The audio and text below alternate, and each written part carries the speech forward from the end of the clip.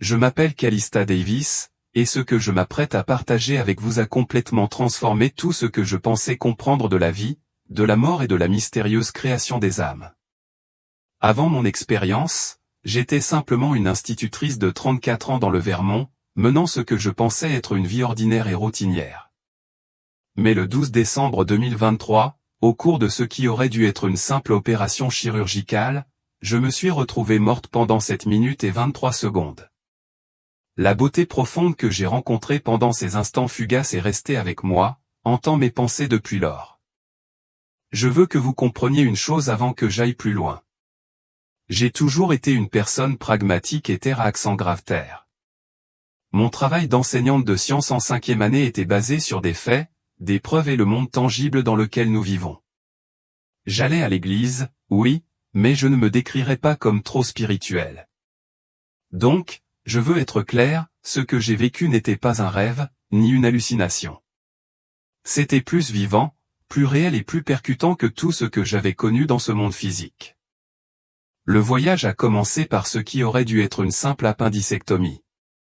Je me souviens distinctement d'être allongé sur la table d'opération, la fraîcheur de l'environnement stérile pressant contre ma peau, tandis que l'anesthésiste comptait calmement à rebours à partir de 10. J'ai atteint 3 avant que tout autour de moi ne devienne noir. Mais ce n'est pas là que mon histoire s'arrête, car c'est à ce moment-là que tout a changé. La première chose que j'ai remarquée, alors que je m'éloignais de la douleur que je ressentais, était l'absence totale d'inconfort. Quelques instants auparavant, mon abdomen avait été saisi par l'agonie aiguë et ardente de l'appendicite. Mais maintenant, il n'y avait qu'un profond sentiment de paix, différent de tout ce que j'avais connu auparavant. C'était comme si j'étais suspendu dans un silence parfait et tranquille. Je me sentais flotter vers le haut, m'élevant lentement de la table, comme en apesanteur. En regardant vers le bas, je pouvais voir mon corps physique, toujours allongé sur la table d'opération. L'équipe chirurgicale travaillait désespérément, leurs mouvements frénétiques. J'entendais le bip aigu des machines et l'expression inquiète sur leur visage à travers leurs masques. Pourtant, je ne ressentais aucune peur, aucune inquiétude. Au lieu de cela, j'éprouvais un sentiment de calme, de détachement paisible, comme si j'observais la vie de quelqu'un d'autre se dérouler comme si je regardais un film plutôt que de faire partie de l'histoire moi-même. C'est à ce moment-là, alors que je flottais dans le calme de cette nouvelle expérience surréaliste, que j'ai remarqué la lumière pour la première fois. Mais cette lumière ce n'était pas n'importe quelle lumière ordinaire. Elle était vivante et consciente, et elle rayonnait d'un amour écrasant, d'une chaleur si profonde qu'elle surpassait tout ce que j'avais jamais connu ou que je pouvais même commencer à comprendre. Au début, elle n'apparaissait comme rien de plus qu'un petit point au loin, mais à mesure que j'étais attiré vers elle, elle a commencé à grandir, à s'étendre et à s'intensifier d'une manière qui semblait à la fois naturelle et inévitable. J'étais attiré vers elle comme si elle m'appelait à la maison. En me rapprochant, en traversant ce qui me semblait être un tunnel de couleurs tourbillonnantes et irisées, j'ai commencé à remarquer d'autres présences autour de moi. Ce n'étaient pas exactement des personnes, du moins pas au sens où nous les comprenons, mais plutôt des êtres de lumière, rayonnants et pleins de détermination. Ils communiquaient avec moi, non pas par des mots, mais par la pensée, directement dans ma conscience. Parmi eux, j'ai reconnu 2 visages familiers, même s'ils n'étaient plus seulement des visages.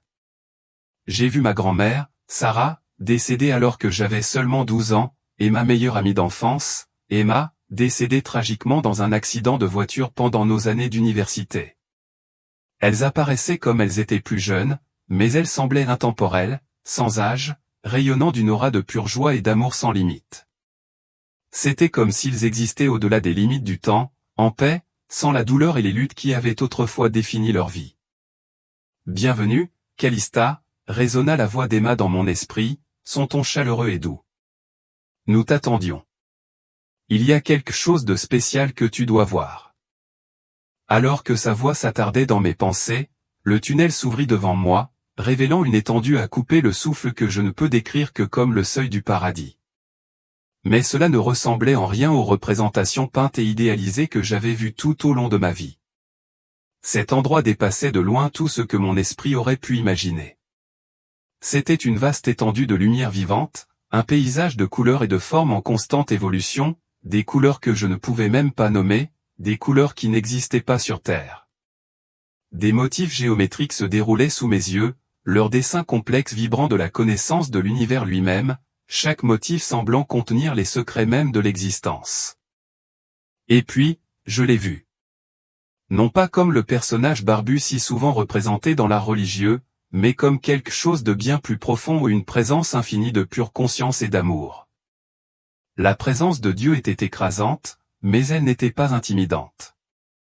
Elle était entièrement accueillante, comme s'il m'embrassait d'un amour inconditionnel qui transcendait toute compréhension. À ce moment-là, j'ai réalisé quelque chose de si profond que cela a bouleversé le cœur même de mon être. Dieu n'était pas seulement une figure singulière et lointaine, il était à la fois père et mère, à la fois personnel et universel, à la fois un et multiple. C'était comme si j'avais entrevu l'essence même de l'existence, un amour sans limite qui reliait tout, partout, en même temps. Ce qui s'est passé ensuite est ce qui m'oblige à partager cette histoire, même si je sais que certains peuvent en douter ou la rejeter. Ce dont j'ai été témoin était si extraordinaire, si au-delà de la compréhension ordinaire, que je ressens un besoin indéniable de le raconter. Dieu m'a révélé le processus de création de l'âme, et cela n'avait rien à voir avec les idées simplistes ou conventionnelles que nous avons souvent. Ce que j'ai vu était d'une beauté si complexe, si pleine de sens, que j'en suis resté bouche bée. Dieu m'a montré sa conscience s'étendant dans ce qui ne peut être décrit que comme un atelier cosmique, un espace où les frontières entre la science, l'art et le divin étaient complètement dissoutes. Imaginez, si vous voulez, un endroit qui combine le laboratoire le plus avancé avec le plus bel atelier d'artiste, sauf que cet espace n'était pas fait de matériaux physiques. Il était vivant, entièrement fait de lumière et d'énergie vivante. C'était là que les âmes étaient façonnées, où l'essence même de l'existence était façonnée avec intention et amour. Dans cet espace sacré, j'ai assisté à la naissance des âmes. Ce n'était pas un processus simple et mécanique, comme on pourrait le supposer. Chaque âme a commencé comme une minuscule étincelle de lumière divine, une lueur remplie d'un potentiel infini. Mais la création de chaque âme était bien plus complexe qu'une simple division ou réplication d'énergie. J'ai regardé, fasciné, Dieu, dans sa sagesse et sa créativité infinie, tisser ensemble différents aspects de sa propre nature, l'amour, la sagesse, la créativité, la joie et d'innombrables autres qualités. Ces attributs divins ont été mélangés dans des combinaisons uniques en leur genre, créant la fondation de chaque âme individuelle. C'était comme si Dieu composait une symphonie, sélectionnant soigneusement chaque note et chaque harmonie pour former une mélodie différente de toutes les autres. Mais voici la partie vraiment remarquable, chaque âme n'est pas créée arbitrairement. Chaque âme est imprégnée d'un but spécifique, d'un plan divin qui contient en lui le potentiel de toutes les expériences, leçons et croissances qu'elle rencontrera au cours de plusieurs vies. J'ai vu Dieu concevoir méticuleusement ces plans d'âme, infusant chacun d'eux d'un mélange de force et de défi. Ceux-ci n'étaient pas aléatoires, ils étaient soigneusement calibrés et parfaitement équilibrés pour garantir que chaque âme aurait exactement ce dont elle avait besoin pour apprendre, évoluer et grandir de la manière unique dont elle était censée le faire. C'était comme si chaque âme se voyait attribuer un chemin adapté à son potentiel le plus élevé, un voyage de transformation qui la guiderait vers une plus grande compréhension et un plus grand épanouissement. Le processus dont j'ai été témoin n'était pas seulement mécanique ou procédural, c'était profondément personnel et unique pour chaque âme créée. Dieu a versé dans chaque âme ce que je ne peux décrire que comme un ADN divin ou une combinaison complexe de dons spirituels, de traits de personnalité et de chemins potentiels qui façonneraient le voyage de chaque âme. J'ai regardé avec émerveillement Dieu façonner méticuleusement chacune d'elles, lui accordant l'attention et les soins qu'elle méritait. Chaque âme était traitée comme précieuse et irremplaçable, une création unique en son genre remplie d'un potentiel infini. Ce qui m'a le plus frappé dans ce processus, c'est à quel point il était collaboratif. Ce n'était pas seulement Dieu qui travaillait seul. Il y avait d'autres êtres, des êtres de lumière et d'énergie, qui ont aidé à ce grand acte de création. Ils étaient comme des anges, bien que le terme « ange » ne capture pas vraiment leur essence. Ces êtres m'ont expliqué que dans le domaine spirituel, le temps tel que nous le comprenons n'existe pas. Tout se déroule dans un moment éternel, un moment qui contient toutes les possibilités et tous les résultats simultanément. Il n'y a ni passé ni futur, seulement un maintenant infini où tout existe comme un. Dans cet instant intemporel, j'ai pu voir la profondeur de l'amour de Dieu pour chaque âme. Cet amour n'était pas abstrait, ce n'était pas seulement un concept que je pouvais comprendre avec mon esprit. C'était quelque chose que je ressentais directement, au plus profond de mon être. J'avais l'impression d'être immergé dans un océan d'amour pur et inconditionnel. Cet amour savait tout de moi, mes erreurs, mes regrets, mes défauts, et pourtant il m'aimait complètement, sans hésitation ni jugement. C'était le sentiment le plus profond et le plus apaisant que j'ai jamais ressenti. Mais cet amour n'était pas passif. Ce n'était pas seulement de l'acceptation, c'était une force active et créatrice. Cet amour soutenait et nourrissait continuellement la croissance de chaque âme, la guidant vers son plein potentiel. Les êtres qui m'entouraient m'expliquaient que peu importe à quel point une âme peut sembler s'éloigner de son but divin, peu importe à quel point elle peut se sentir perdue ou déconnectée, elle porte toujours en elle l'étincelle de cet amour divin originel. Chaque âme, quel que soit son cheminement, a le potentiel de se reconnecter à cet amour, de retrouver son chemin vers la lumière qui l'a créé. Ce que j'ai vu au cours de mon expérience n'était rien de moins que profond. J'ai vu que même les âmes les plus troublées ou celles qui semblent perdues, errant dans la douleur ou la confusion, ne sont jamais vraiment sans espoir. Elles sont simplement dans un état temporaire de déconnexion de leur essence divine, un peu comme une radio qui est momentanément désaccordée avec sa station. La lumière divine, l'amour divin qui les a créées, est toujours là, attendant d'être redécouverte. Aucune âme n'est jamais hors de portée de cet amour, aussi loin qu'elle puisse sembler s'être égarée. Alors que mon expérience touchait à sa fin, on m'a montré une vérité finale, impressionnante et qui m'a laissé sans souffle. Le but ultime de la création de l'âme n'est pas simplement l'existence, c'est l'expansion de l'amour et de la conscience à travers l'univers. Chaque âme est une expression unique de l'amour divin, créée dans l'intention d'expérimenter, d'apprendre, de grandir et, en fin de compte, de contribuer à la manifestation toujours croissante de l'amour de Dieu dans toute la création. Chaque âme a son rôle à jouer dans cette vaste symphonie cosmique, et c'est par la vie que nous menons et la croissance que nous expérimentons que nous participons au plus grand déploiement de la conscience divine. Alors que je commençais à ressentir le retour à mon corps physique, ma grand-mère et Emma m'ont donné un dernier message. « Souviens-toi, Calista » ont-elles dit doucement, leur voix résonnant dans mon esprit. Ce que tu as vu n'est qu'un aperçu de l'amour et de la sagesse infinie qui créent et soutiennent toutes les âmes. Partage ton histoire avec ceux qui sont prêts à l'entendre. Fais-leur savoir qu'ils sont infiniment aimés et créés dans un but précis. Leurs mots sont restés en moi alors que je me sentais doucement ramené dans le monde physique. La transition était brutale, comme une secousse soudaine d'une réalité à une autre. Je me suis réveillé en sursaut sur la table d'opération, au grand choc et au grand soulagement de l'équipe médicale. Ils m'ont dit plus tard que j'étais cliniquement morte depuis 7 minutes et 23 secondes perdues à cause d'une réaction inattendue à l'anesthésie. Ils se sont battus désespérément pour me ramener à la vie. Selon toute logique médicale, j'aurais dû souffrir de graves lésions cérébrales dues au manque d'oxygène pendant ces minutes cruciales. Et pourtant, à mon retour, je n'étais pas seulement en pleine forme, j'étais plus que bien. J'étais transformé. Ma compréhension de la vie, de l'amour, de l'existence avait changé pour toujours, et je savais avec une certitude absolue que j'avais vécu quelque chose au-delà des limites de ce monde physique. Dans les mois qui ont suivi mon expérience, j'ai eu du mal à exprimer par des mots l'énormité de ce que j'ai vu et appris. Le langage humain, dans toute sa richesse, me semble profondément inadéquat pour exprimer la profondeur, la majesté et la beauté complexe de ce que j'ai rencontré. Pourtant, je ressens un besoin indéniable de le partager, d'exprimer du mieux que je peux la sagesse et l'amour qui m'ont été révélés. Chaque fois que je raconte mon histoire, je constate que davantage de détails font surface, que davantage de nuances deviennent claires et que je vois à quel point elles résonnent profondément chez les autres. Il est devenu évident que cette histoire n'est pas seulement la mienne, elle est destinée à toucher les cœurs, à inspirer et à ouvrir les esprits aux vérités profondes de l'existence.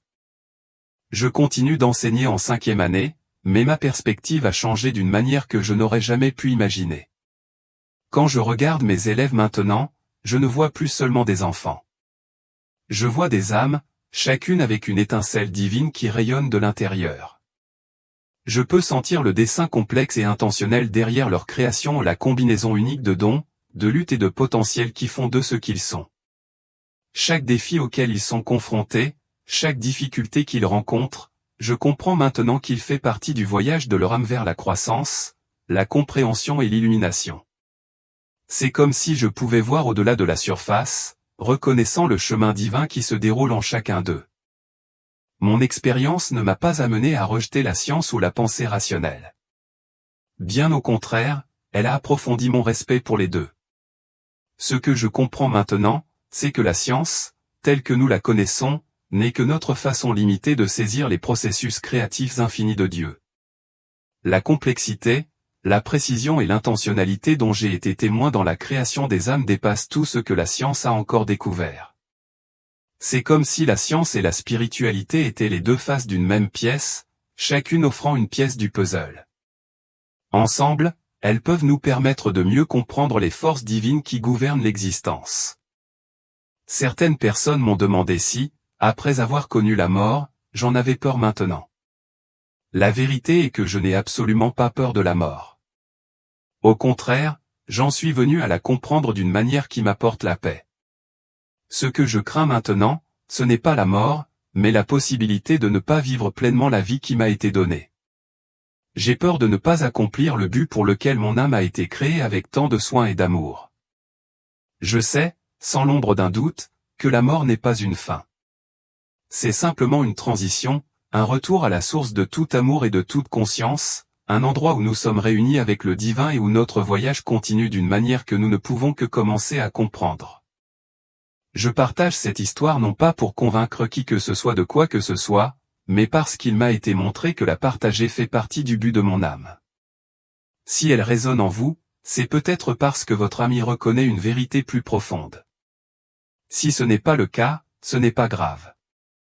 Chaque âme suit son propre chemin, avec son propre calendrier pour comprendre et recevoir les vérités qu'elle est prête à accepter. Nous avons tous nos propres parcours, et il n'y a pas de bon ou de mauvais rythme dans notre évolution. Ce que je veux vraiment que chacun comprenne, au plus profond de son cœur, c'est ceci: vous n'êtes pas un accident. Votre existence n'est pas aléatoire ou dénuée de sens. Votre âme a été créée avec un amour sans limite et un but profond, façonné par une intelligence divine qui vous connaît complètement en vos joies, vos luttes, votre passé et votre potentiel. Cette intelligence vous aime inconditionnellement, quelles que soient vos imperfections ou les erreurs que vous avez pu commettre. Chaque défi auquel vous faites face, chaque joie que vous ressentez et chaque relation que vous formez sont intimement tissés dans la trame du voyage de votre âme. Ils font tous partie du grand processus par lequel vous comprenez et exprimez davantage votre nature divine, et ils vous conduisent tous à une plus grande conscience de qui vous êtes vraiment. Le processus de création de l'âme dont j'ai été témoin continue de se dérouler dans l'univers, alors même que je parle. Chaque nouvelle vie qui entre dans ce monde porte en elle une étincelle unique d'amour et de but divin, tout comme chaque âme avant elle. Cette création divine est un processus continu, en constante expansion, qui nous touche tous. Nous en faisons tous partie, nous apprenons, grandissons et nous éveillons à l'incroyable vérité de qui nous sommes vraiment. Alors que nous poursuivons nos chemins individuels, nous avançons collectivement vers une compréhension plus profonde de l'amour et de la sagesse infinie qui nous ont créés. Chaque pas que nous faisons, chaque vie que nous menons fait partie intégrante de ce voyage cosmique. Alors que j'arrive à la fin du partage de mon expérience, je suis rempli d'une profonde gratitude, non seulement pour le don incroyable de voir ces mystères divins révélés, mais aussi pour l'opportunité de les transmettre à d'autres. Je comprends que certains puissent rejeter mon histoire comme une simple hallucination ou le résultat d'un manque d'oxygène. Et ce n'est pas grave. Je n'essaie de convaincre personne de quoi que ce soit. Ce qui compte, c'est que je sache, sans l'ombre d'un doute, que ce que j'ai vécu était réel, plus réel que tout ce que j'ai rencontré dans ce monde physique. Je continue à traiter et à comprendre l'immensité de ce qui m'a été révélé pendant ces 7 minutes et 23 secondes.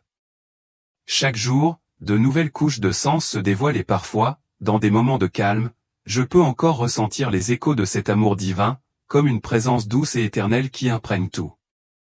C'est un rappel que nous sommes tous connectés, que nous faisons tous partie de quelque chose de bien plus grand que ce que nous pouvons comprendre et que chacun de nous a été créé avec un but profond et un amour infini.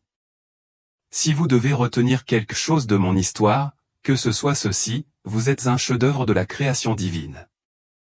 Vous n'êtes pas ici par accident, vous avez été soigneusement conçu avec un but et de l'amour, chaque détail de votre être est intentionnel et significatif. Votre vie n'est pas sans but. Chaque lutte à laquelle vous faites face, chaque joie que vous éprouvez, chaque défi qui croise votre chemin a un but plus élevé, cela fait partie du voyage de votre âme. Votre voyage fait partie d'un plan plus vaste qui s'étend bien au-delà de ce que nous pouvons voir ou comprendre dans ce royaume physique.